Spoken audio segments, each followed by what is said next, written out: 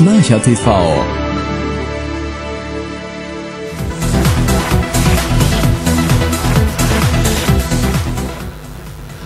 Geräte aus den USA kaufen, war auch ein Punkt, der per E-Mail kam.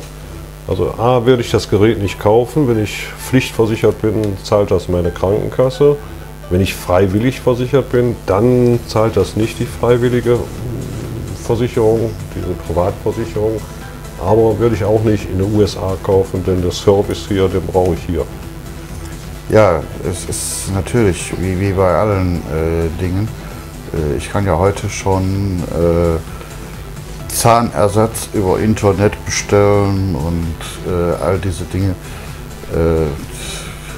Wer meint, dass er da besser zurechtkommt, der soll es halt machen. Empfehlenswert ist es nicht, weil, wie du schon sagtest, wir den Service ja nicht mit importieren können. Ja. Und wir haben heute hier in Deutschland so ein ausgebautes Netz, dass wir da, ich würde mal sagen, flächendeckend gut ausgestattet sind.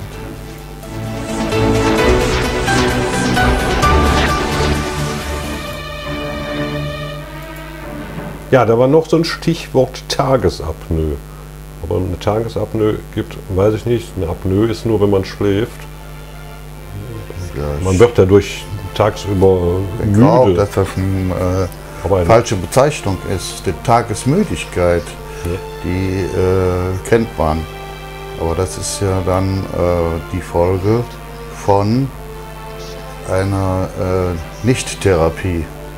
Also eine Tagesapnoe dürfte es nicht geben.